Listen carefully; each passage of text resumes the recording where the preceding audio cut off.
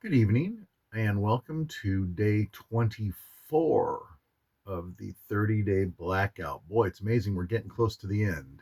Um, Time flies. Um, Today, I wanted to share a little bit more testimony. This time, a little bit of my wife's testimony.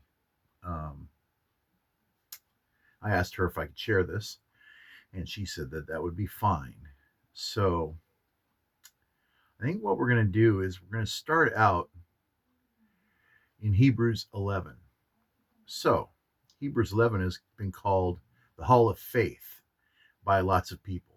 It starts out this way. It says, "Now faith is the assurance of things hoped for, the conviction of things not seen." Right? And so um, it talks about how we have assurance of what God's going to do by the faith that we have, right? And it's a conviction of things not seen. We believe it and we take action based on our faith because our faith is real.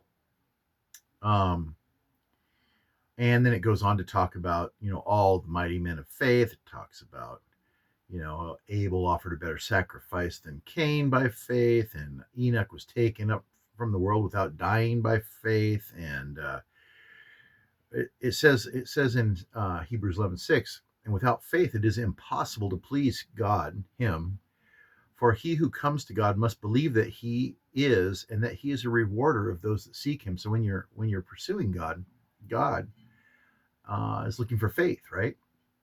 It's always been the same thing from the beginning all the way to the end. God's looking for faith, right? He said to Adam and Eve, "I've given you nothing but good. Just have faith in me, and don't seek the knowledge of good and evil." Well, their faith failed, and they sought the knowledge of good and evil, and now we know what evil it looks like, and it sucks. It's unfortunate that we have to deal with it, but in heaven there will be no more evil, so that'll be a wonderful thing. So without faith it's impossible to please God. That's what God's looking for. It's what he's always been looking for. It's what he's still looking for. So we want to walk in faith. And then it talks about how Noah had faith and Abraham had faith, and on and on and on about all these guys and girls. It talks about Sarah having faith, and so it's this chapter full of descriptions of the faith that people had, and often the people had a faith and they didn't see the end of their faith because none of them ever saw Christ, way back then. And so they were acting on faith and just trusting the Lord for it and moving forward. So, and then after talking about all that faith, move on to Hebrews chapter 12, where it says that, "Therefore, since we have so great a cloud of witnesses surrounding us, let us lay aside every encumbrance and the sin which so easily entangles us, and let us run the race with endurance that is set before us," right? Fixing our eyes on Jesus, the author and perfecter of our faith, who for the joy set before him endured the cross, despising the shame, and has sat down at the right hand of the throne of God. And so what it's saying is that therefore, since these people endured such opposition and so many hardships, including Christ and all of the the people down through the Bible, it's saying, let us fix our eyes also on Jesus and be willing to accept whatever things the Lord allows into our lives or brings into our lives, and pursue him. And it says, as a reminder, that we ought to consider him who endured such hostility by sinners against himself, so that you will not grow weary and lose heart, right? And so when we're suffering, we should remember that Jesus endured great hostility against himself, and we should not lose heart in that. So it also says that we should we have not resisted to the point of shedding blood. In other words, our suffering is not as great as Jesus's was, right? Um, so we need to you know take heart in that and realize that we're not having to face as bad as stuff. I'm talking right now too. I mean, obviously there's people around the world like uh, that are getting murdered for their faith and different things, and There's people facing things that are much more difficult than what I'm facing. So, I want to acknowledge that. And the Bible speaks to all of us, even people that are being martyred for their faith.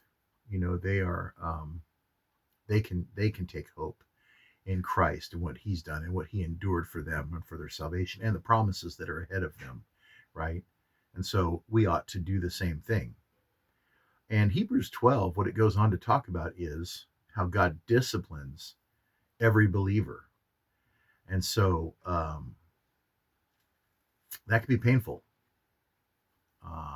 We talked before about in Psalm 119, I think it was like, I don't know, 67, 71, something like that. It says, it was good that I was afflicted, because it taught me to pursue you, Lord, and stuff. And that's a Old Testament example of the sentiment found in Hebrews 12.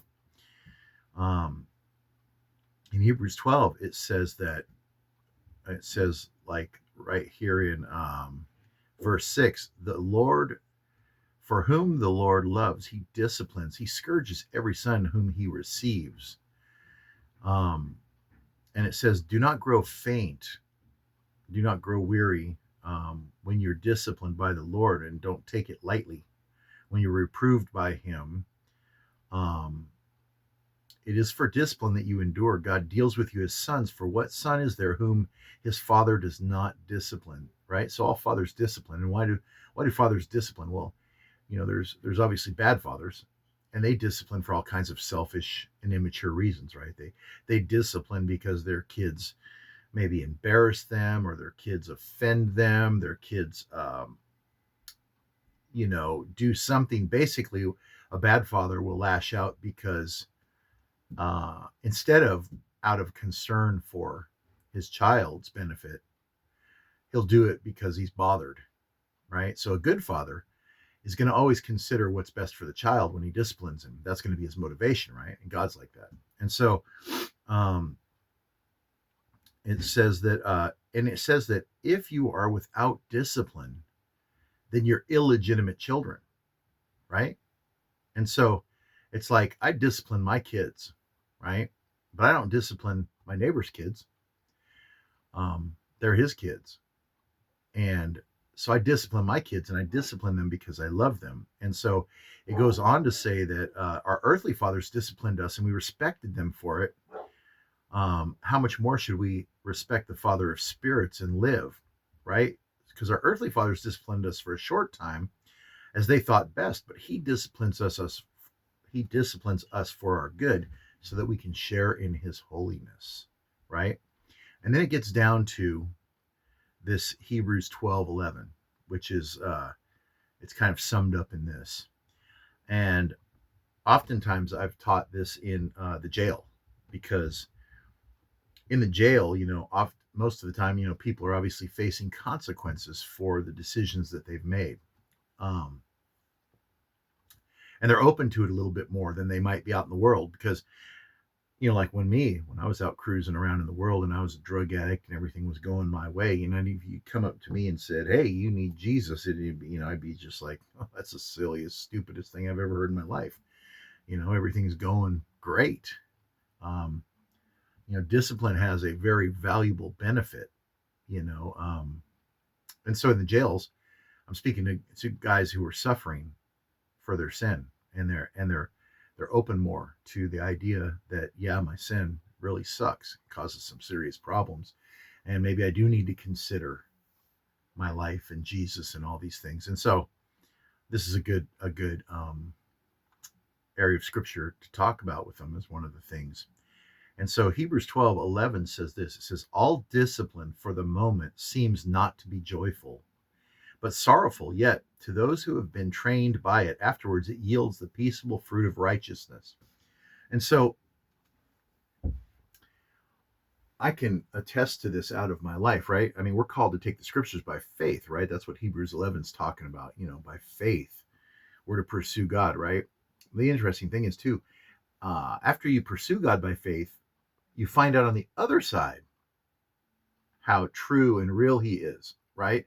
It wouldn't be faith if you had the answer to everything up front, if you saw the end all the time, then it wouldn't be faith. And so he calls us to trust him.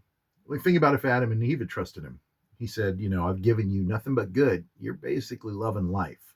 You have no idea how good you've got it. And, don't eat of that tree of the knowledge of good and evil. And they're just like, okay, like 4 billion years later, them and their family and whoever would be, theoretically cruising around just loving life and talking with God in the cool of the evening and the perfect climate and all this stuff, right? So lack of faith in God really caused some problems. And so right now, God brings discipline into our life, and it's because he wants to make us holy. And we've talked before about, if we examine ourselves in light of scripture and we submit to God's work in our lives, we can minimize some of that discipline. I mean, there's a certain amount of things that are hidden deep in us that God has to expose and discipline us about. And that, that kind of like what happened to Job, right? I mean, Job was, compared to all the people around him, is like, oh, this guy, man, God called him out like in front of Satan. He's like, this dude is really good. And Satan thought, no, he's not, he's just blessed.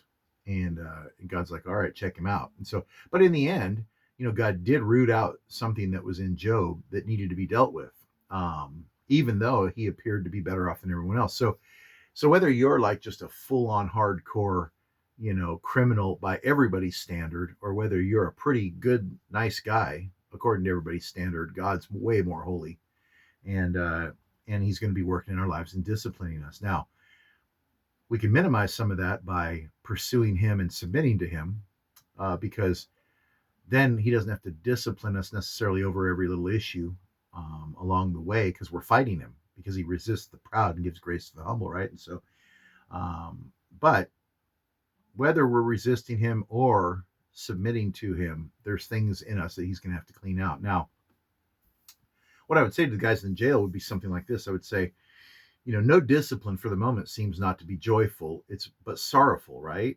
And so I would say, what you're experiencing right now is discipline. If you're a believer and God's working in your life, and you have ignored what he wanted to do in your life, and you've chosen sin, and now here you are facing the consequences of this sin. This is sorrowful. This is not joyful, and I can relate to it. My life has been destroyed.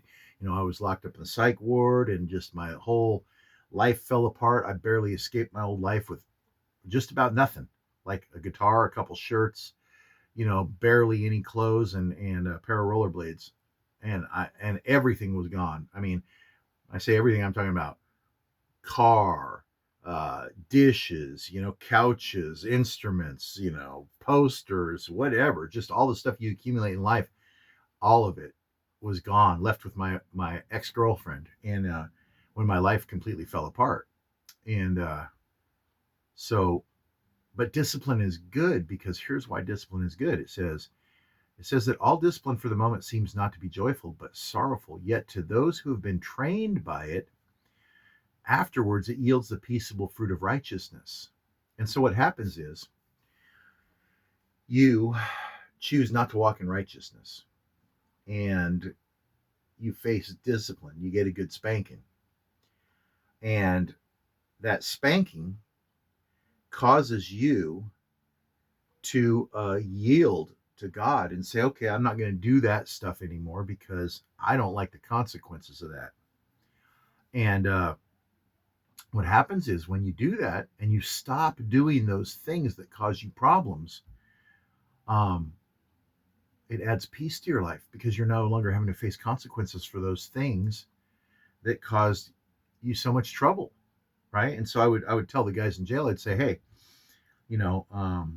35 years ago, when I was driving down the road with no license in a car that wasn't registered, with one guy sitting next to me with a mirror with some meth on it, and another guy sitting in the back with a Frisbee rolling joints, and we're all frying on acid, and a cop got behind me, I don't have no peaceable nothing. It's not peaceable, right? Because I know that it's very likely I could get pulled over and tossed in jail, right? And so there's this fear, this cop's behind me, and if he notices I don't have a registration and he pulls me over, we're all in big trouble, right? And it's like that when you're not walking right with God. You're doing things that are wrong and you know it, and you've got this kind of lack of peace because you're like, I could get stomped on any second. Everything could go really bad at any time. And so when you're not right with God, or when you're not right with the secular police, um, who are ministers of God, um, according to the Bible, right? Um, you lack peace. But what happens is when you're trained by the discipline that God doles out in your life, it adds peace to your life. So, for instance, I would tell the guys in the jail, I'd say, I used to be scared driving down the road like that with everything all messed up. I remember the first time I got pulled over after I got my life all back in order. And I'm on a motorcycle, me and my wife, and we're all leather decked out, right? And a cop pulls us over. And I remember thinking to myself, this is absolutely wonderful because I have a license, I have insurance, I've got no warrants. I'm not, I'm not going to be in any trouble. And the cop comes up, and I don't remember exactly what happened. I don't even know why he pulled us over. But bottom line was, nothing happened. So I was able to have peace because I wasn't guilty.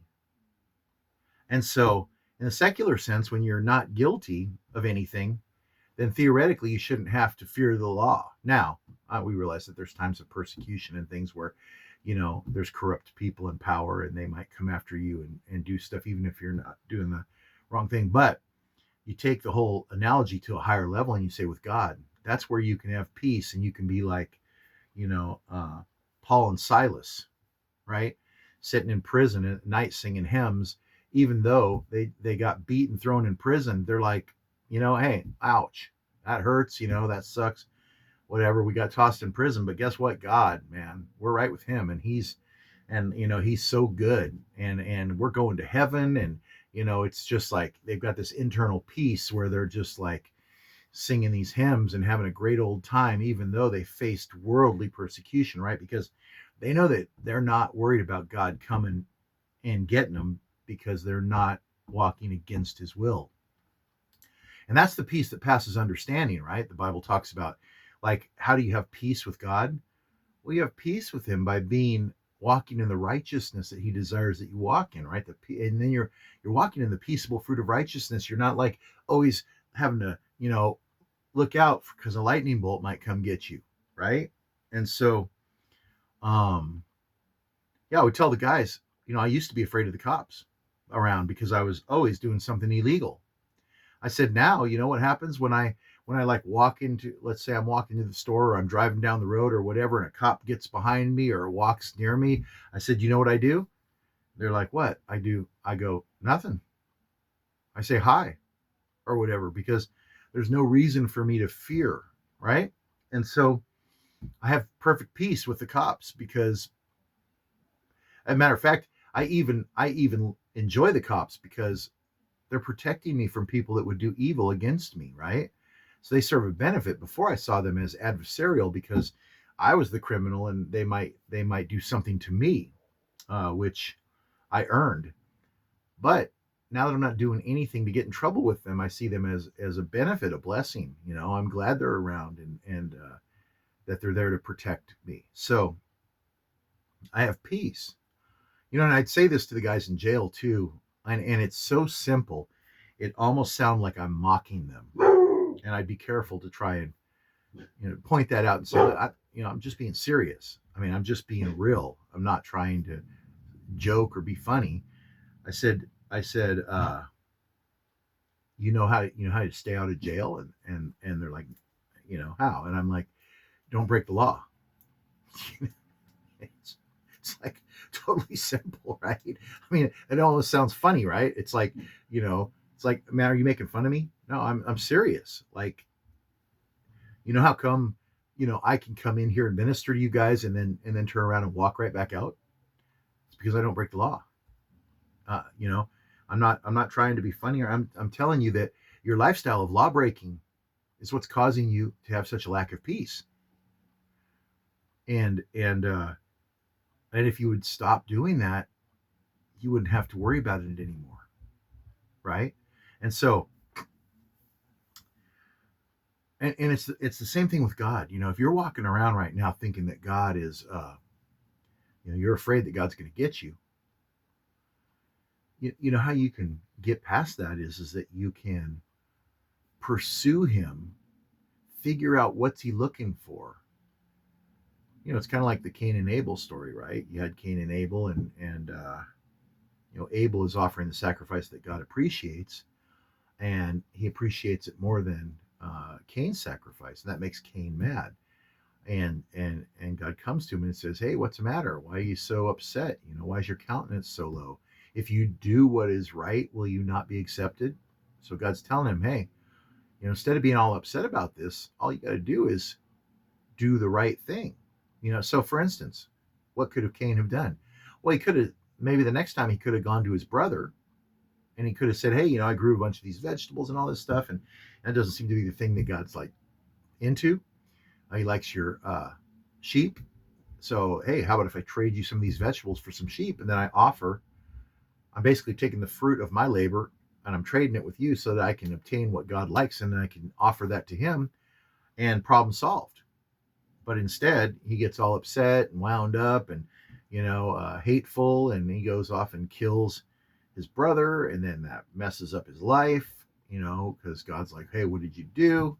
He's like, "What are you talking about? I didn't do nothing. I'm my brother's keeper." And God's like, the ground's crying out. His blood in the ground's crying out to me. He's like, "I know what's going on. You chose badly. And so there's going to be some problems with that." And so the goal is to always go to the Lord, not away from Him. So you always, no matter what happens, Satan's going to always say, "Go hide behind a tree and grab yourself a fig leaf or something, cover yourself up." And your flesh is going to say that.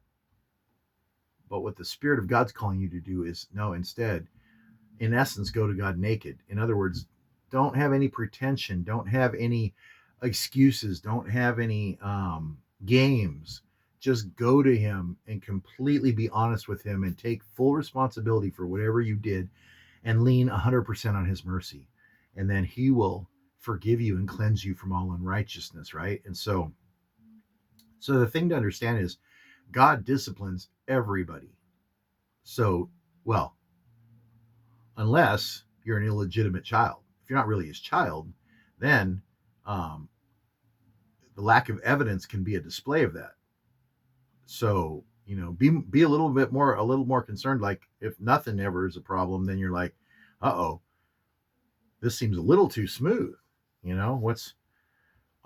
So we should be encouraged. I find these verses very encouraging, because when I face trouble, and another thing that it says in this chapter is, endure hardship as discipline, right?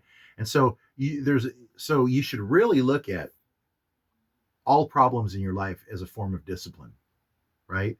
It's possible that you could be disciplined for something that you didn't actively or knowingly do necessarily. Like, God could be working something out in your life. Like, for instance, Job, he didn't know what was going on. He was doing better than everybody else at serving God, but God extracted something out of him that was in there and cleansed him of it and all that stuff.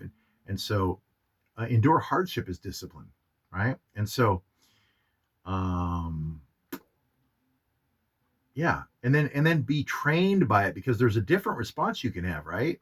How you get the peaceable fruit of righteousness is by being trained by it. So if you're humbled by it and you pursue God because of it, it will create the peaceable fruit of righteousness. But you don't have to do that. You can end up in the jail, for DUI, and you can just be like, "Oh, it's all the system's fault. Them cops are out to get me. Everybody hates me, and I'm, none of it's my fault," and all this kind of junk. And you can just keep facing consequences over and over and over again and just hate life. Or you can begin to walk in the peaceable fruit of righteousness as you accept responsibility for the things in your life that God wants to deal with. that he brings out into the open.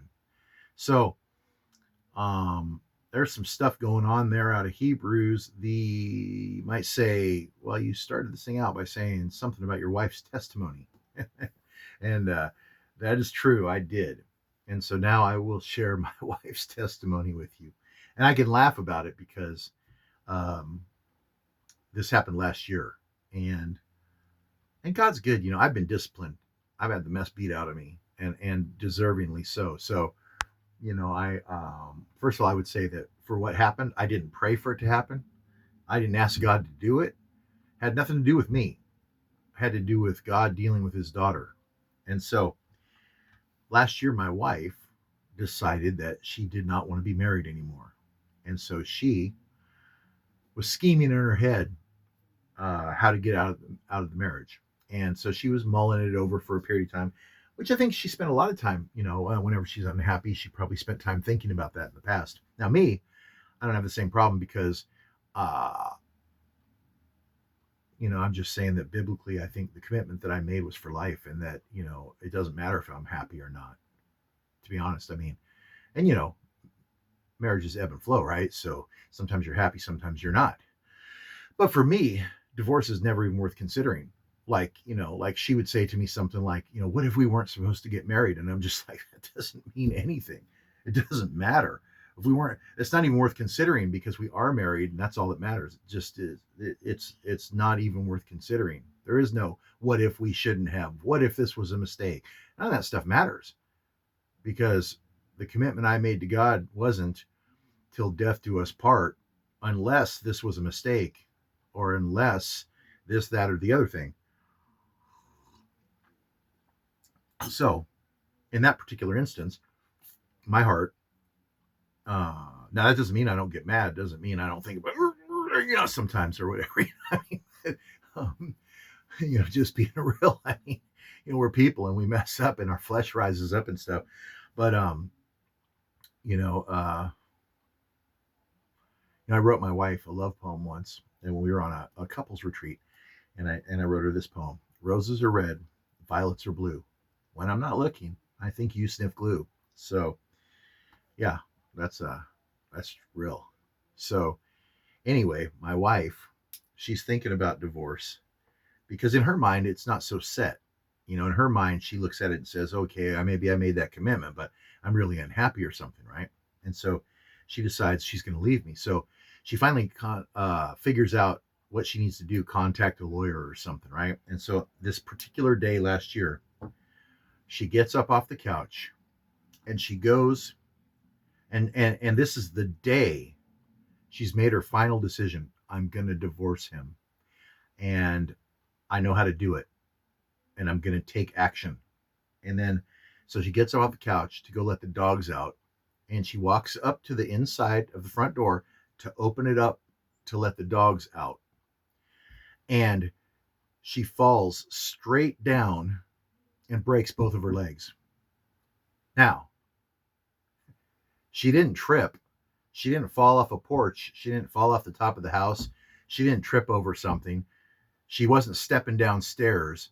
She wasn't doing anything. She was standing on flat ground, and she just fell straight down and broke both legs at the same time. Her tibias, both of them. So after that, she was basically in bed for like 3 months. And fortunately, I was on unemployment. I was able to stay home and take care of her. But she literally couldn't get up for any reason by herself. Every time she had to get up for anything, I had to pick her up and set her in a wheelchair. Then I had to take her to do whatever she needed to do. And then, get her back in her wheelchair, take her back and lay her down on the couch. So what happened was, God didn't allow it. Now, I realize that's pretty severe sounding. That's not the testimony you hear from most people. And again, we talked the other day about, why does God work one way in someone's life and a different way in someone else's life? And I don't know the answer to that. And like I said, I wasn't praying for this. I didn't say, God, could you do this? My wife made a decision before God to do something that is displeasing in God's sight. And then she had some serious consequences. Um, it's almost like God took his finger, put it on her head, and just pushed her straight down, busted both of her legs, and said, "You're not going anywhere." And that's the way that we understand it, her included, is that that was God saying, "You're not getting a divorce." And and so, and now a year later, we're still married. you know, our marriage isn't perfect, right? I mean, uh, we can both draw a lot nearer to the Lord. So, um, but it's kind of funny because um, she got the message. She doesn't feel like trying God again on that point. But it's so funny because it doesn't mean that she doesn't still face her emotions that she's dealt with. And she suggested one time since then that maybe I should leave her because she realizes that might be a lot safer for her. If I would leave, then it'd be all good with her, right? And so um life's funny, right? I mean, God's good and he's merciful and he's harsh at times too. And so when we fear the Lord, the unbeliever should be absolutely terrified of God, because we've talked about it before. It'd be better to meet 500 grizzly bears or be burned alive than face God, because nothing is scarier than God. Now, when you're a Christian, you're a child, and so you still, God's able to punish you in a way that's more than you think you can bear. So you should have that kind of a fear. It's like if I said to my kids, "Hey, take out the trash," and they're like, "No, I'm not taking it out." And I'm like, "Okay, then you're grounded for a day." And they're just like thinking to themselves, "Well, I can take that. I don't care. I don't want to do it." And then I'm like, "Okay, you're grounded for a week." And they're like, "Well, I can take that. You're grounded for a month." In other words, I can turn it up, or I could just jump straight to the mix right from the start. I can just say, "Well, that's it. No video games or TV or whatever for a week or something," and they'll crumble real quick because they can't take that. Well, God is like that. He knows how to dole out discipline incrementally to accomplish that which he seeks to accomplish. And so I would say that we should fear the Lord, knowing this: when the Lord disciplines you, it's not out of hate. It's out of love, right? He's doing something in your life because he loves you. You're his child, and so that can hurt really bad. It can hurt really bad. I mean, the truth of the matter is, my wife is going to probably deal with some aftermath of those broken legs for the rest of her life. Feeling it in the weather and stuff. She's already talked a little bit about feeling it, like even this year. Like, old Jacob wrestled with God, and he got touched in the socket of his hip, and he had a limp the rest of his life. And you know, the thing is that God's discipline can be somewhat harsh at times, and it can also be more gentle at times. He's the one who knows what's best and what's effective. And I said about me, I would have never come to Jesus if there was anything else I could have done. He put me in a position where there was no one who on earth who could help me. I was so jacked up mentally, paranoid, schizophrenic, that there was no healing to be found in this world. The only place I could find healing was in Jesus. And I thank God for that, because I would have done anything except come to Jesus. And he knew that. And so out of great love and mercy, he allowed a situation, or created a situation, that forced me to look to him. And you know what I have now? Peace. I have peace. And it is a whole lot better than paranoid schizophrenic. So, and my wife, you know, life's not perfect, but God helped her settle in her mind something that she didn't have settled before. And that was that this commitment is till death do us part. And for whatever reason, she didn't have it settled in her head the same way I do. And so she put herself against God. She said, "I don't care, God, what you think about this. I don't care how this affects my family. I don't care how it affects anybody. I'm miserable and I'm not going to put up with it. So I am going to make the choices about my life." And Jesus said, "Hey, you know what? Remember when you said, 'I'm Lord'?" And he helped her remember. And so, and it wasn't fun for her. It was painful and difficult. Um, but now she doesn't have that anymore, and we're still together. And again, just a, I didn't pray for that. I wasn't asking God to do that thing. It was never me kind of going, "Hey God, get your daughter in line." She needs a spanking or something. It's not that. My heart should be, Lord, your daughter, help her love you and serve you and be pleasing in your sight so that she can be full of peace and joy and happiness, right? That should be my prayer. Um, he's the one who decided to do something difficult for her to help her change her mind. And we should all be aware that God is capable of punishing. Not only is He capable, but He says He will punish us. Right there in Hebrews 12, read it for yourself. And He says that you know He'll do it. And if He doesn't, if He's not doing it in our lives, then we have to ask ourselves: are we illegitimate children? But there's a promise. The promise is if you learn from it, if you let it change who you are, if you begin to walk in righteousness because of your fear of the Lord and your desire to please Him and love Him, you're going to have the peaceable fruit of righteousness. And you're going to be able to walk around without being worried about getting hit by lightning or going to jail and all these things. So, the discipline of the Lord, it's a real thing. It's a loving indication that God's in our lives, and it's something to be thankful for.